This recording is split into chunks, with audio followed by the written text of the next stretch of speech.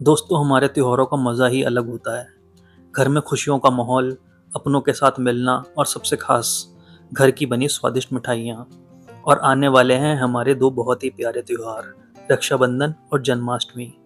तो इस बार बाजार से मिठाई लाने की बजाय क्यों ना अपने हाथों से बनाए ऐसी मिठाई जिसे देखकर ही घर वालों के चेहरे पर मुस्कान आ जाए।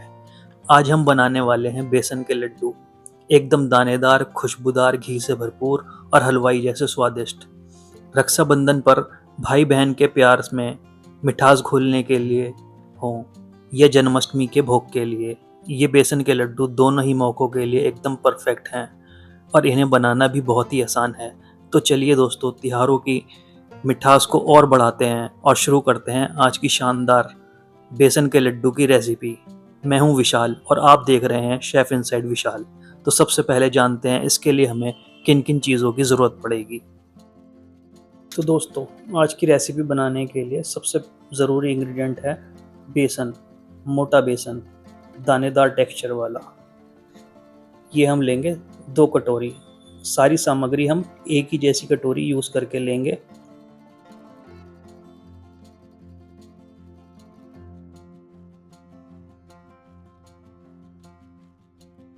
बेसन के अलावा हमें चाहिए 4 हरी इलायची कुटी हुई, 1 जायफल और सेम कटोरी से आधा कटोरी से थोड़ा सा ज़्यादा देसी घी और सेम कटोरी के नाप से ही 1 कटोरी बूरा और कुछ खरबूजे के बीज। चलिए स्टार्ट करते हैं।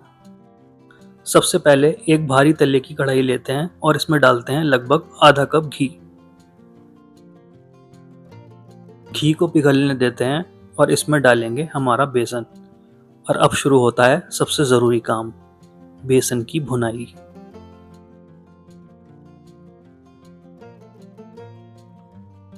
दोस्तों, गैस को एकदम धीमी रखिए और बेसन को लगातार चलाते रहिए।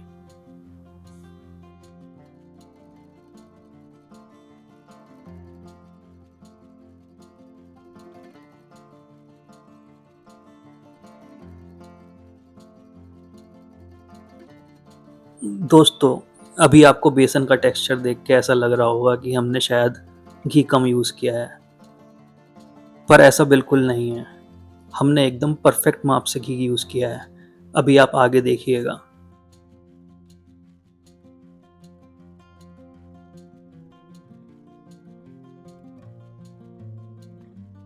दोस्तों, यहाँ जल्दी बिल्कुल नहीं करनी है। बेसन को तेज आंच पर भूनने की कोशिश करेंगे तो नीचे से जल सकता है और फिर पूरी मेहनत का स्वाद कड़वा हो जाएगा।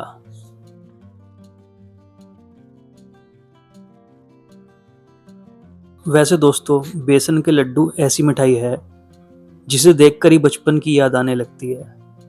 घर में जब भी बेसन भुनता था तो उसकी खुशबू से ही पता चल जाता था कि आज कुछ अच्छा बनने वाला है। और सबसे मुश्किल काम क्या होता था? लड्डू बनने का इंतज़ार करना, क्योंकि मन तो करता था कि कढ़ाई से ही थोड़ा सा निकाल कर खा लें। देखिए, धीरे धीरे बेसन का रंग बदलना शुरू होगा और इसकी खुशबू भी आने लगेगी। अब इस स्टेज पर मैं इसमें ऐड कर दूंगा 1 टेबल स्पून घी और इसके ऐड करते ही देखिए हमारे बेसन का टेक्सचर ही एकदम चेंज हो गया है। अब वो आसानी से मिक्स हो रहा है और उसने घी भी छोड़ दिया है। अब ये एकदम स्मूथली रन कर रहा है और एकदम अच्छे से आपको महसूस हो रहा होगा, दिख रहा होगा स्क्रीन पे भी कि इसमें अब घी दिखाई दे रहा है। अब इस स्टेज पर हम एक ट्रिक करेंगे। हम इसमें डालेंगे 2 टेबल स्पून दूध। आप पानी का भी यूज़ कर सकते हैं और इसे एकदम से अच्छे से कड़छी चलानी है। दोस्तों, ऐसा करने से बेसन में बहुत अच्छा दाना पड़ता है। देखिए, आपको इसका टेक्सचर अब कितना ज़्यादा दानेदार महसूस हो रहा होगा ना। और जो इसका मॉइस्चर है वो भी हम थोड़ा सा चलाएंगे तो अपने आप ही ख़त्म हो जाएगा। बस हमको इसको 2-3 मिनट और अच्छे से चलाना है। दोस्तों, बेसन के लड्डू में मेन जो हमारा काम है भुनाई का ही है और हमको इसे भूनने में कम से कम 15 से 20 मिनट, और हो सकता है डिपेंड करता है 2 से 3 मिनट और एक्स्ट्रा भी, यानी आप मान के चलिए 15, 20 या 25 मिनट तक लग सकते हैं। अब इसी स्टेज पर मैं इसमें ऐड कर दे रहा हूँ अपने खरबूजे के बीज। ये तकरीबन 1.5 टेबल स्पून है।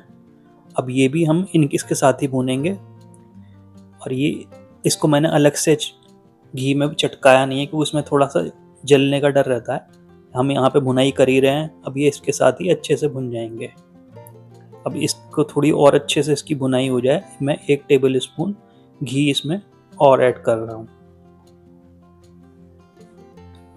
अब इसको फिर अच्छे से हम मिक्स करेंगे। दोस्तों बेसन हमारा भुन के एकदम तैयार हो गया है। अब इसमें से एक अच्छी सी नटी भीनी भीनी खुशबू आ रही है। हमारा बेसन एकदम तैयार है। अब हम इस गैस बंद कर देंगे और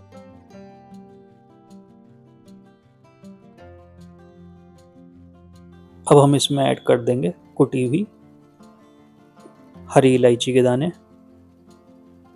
और साथ में जो हमने जायफल लिया था थोड़ा सा, उसको भी हम ग्रेट करके इसमें डालेंगे। इसका एक अलग ही स्वाद आता है दोस्तों। आप मेरे कहने से अगर आपके पास है तो आप इसको ज़रूर थोड़ा सा डालिएगा, और अगर नहीं है तो आप स्किप कर दीजिए। दोस्तों बेसन तो हमारा तैयार हो गया है। अब हमको इसको ठंडा करना है, रूम टेम्परेचर पे लाना है। अब इसको कढ़ाई में ऐसे ही हम नहीं छोड़ सकते। अब 2 तरीके हैं, या तो इसको 2-1 मिनट हम अभी पहले ऐसे ही चला के थोड़ा ठंडा कर लेते हैं और फिर एक अलग बर्तन में निकाल लेंगे। यहाँ देखिए जो मैंने घी लिया था उसमें से तकरीबन 1.5 टेबल स्पून से 2 टेबल स्पून घी अभी हम पे बच भी गया है। सारा घी हमारा यूज़ नहीं हुआ। मैंने इस मिश्रण को अलग कढ़ाई में, अलग बर्तन में नहीं निकाला है। मैं तो इसी बर्तन में इसको चला चला के ठंडा कर लिया। अब जब रूम टेम्परेचर पे आ गया है तो हम चम्मच से जो इसका पलटाया वगैरह है उसमें से जितना भी एक्स्ट्रा लगा हुआ बेसन है वो सब निकाल के इकट्ठा कर ले रहा हूँ। अब इसमें मैं ऐड कर रहा हूँ 1 कटोरी अपना बूरा या टगार जो आप भी बोलते हैं, और इसको अच्छे से हम इसमें मिक्स करेंगे। और इसको बहुत अच्छे से मिक्स करना है। कोई भी बूरे की गांठ या किसी भी तरह का वो नहीं रहना चाहिए। एकदम अच्छे से इसको मिक्स कर लेंगे। 2 मिनट 1 मिनट जितना भी आपको लगे, आप इसको अच्छे से मल मल के अच्छे से मिक्स कीजिए दोस्तों। ध्यान देने वाली बात दोस्तों ये है, बहुत ज़्यादा गर्म बेसन में चीनी या बूरा डालने से वो पिघल सकता है और हमारा लड्डू का जो टेक्सचर है वो ख़राब हो जाएगा। वो अच्छे से बंध नहीं पाएंगे या बहेंगे, या फिर अपनी अपनी जो शेप है वो रिटेन नहीं कर पाएंगे। अब देखिए बेसन को अच्छे से दबा के दोनों हाथों के बीच में घुमा घुमा के बढ़िया शानदार गोल गोल लड्डू अपने तैयार कर लेते हैं। मैं एक और बना के दिखाता हूँ आपको। ये अच्छे से दबाइए दोनों हाथों के बीच में, और फिर दोनों हाथों के बीच में रख के इसको सर्कुलर मोशन में आप घुमाएंगे तो आप अच्छा और एकदम बढ़िया लड्डू हमारा रेडी है। और ये लड्डू भी एकदम अच्छे बने हैं दोस्तों।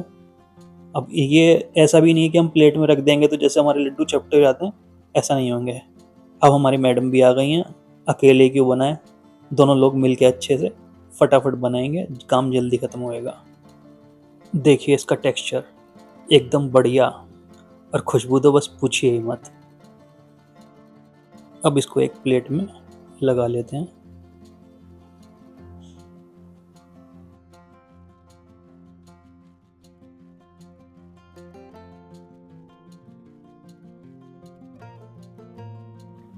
इन्हें आप स्टोर करके भी रख सकते हैं। ये 14-15 दिन तक बहुत आसानी से चलते हैं, बिल्कुल ख़राब नहीं होंगे, बशर्ते बचने चाहिए। तो दोस्तों अगर आपको आज की रेसिपी पसंद आई हो तो वीडियो को लाइक ज़रूर करें, और अपने दोस्तों और परिवारजनों के संग इसे शेयर करें। और अगर आप पहली बार शेफ इनसाइड विशाल पर आए हैं तो चैनल को सब्सक्राइब करना ना भूलें। तो मिलते हैं अगली स्वादिष्ट और मज़ेदार रेसिपी में। तब तक के लिए बाय बाय, हैप्पी कुकिंग।